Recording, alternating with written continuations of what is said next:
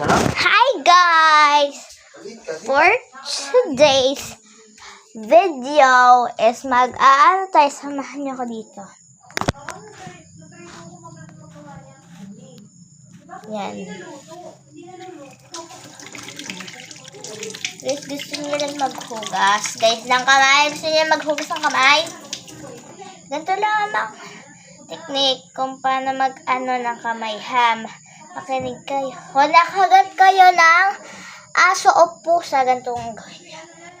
Wait lang, kukuha lang tayo ng, yan, process hugasan ng ganyan.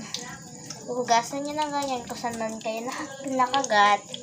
O pag man kayo sa mata, o sa kung saan, wag nyo ililihim sa mga magulang niya, sasabihin nyo agad. So yan, pagkatapos, lagyan nyo ng kahit anong soap.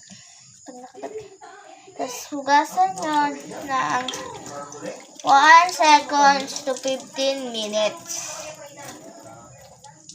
At saka, ang mga tips din yan guys, ang mga tips niyan ay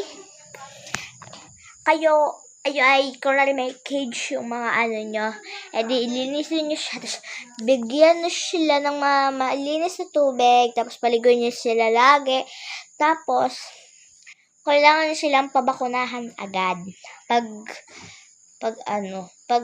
na sila, malalaki na sila, tsaka nyo sila papaturukan, o kaya pag kayo nakalmot o nakagat, o nadilaan, ay huwag niyong ililihim sa mga magulang ninyo. Tapos, tawag dun? Tawag dun? So, joke lang. So, ang gagawin natin is, ito. Go! Love, love, love. Listen to the music. Bye-bye, guys!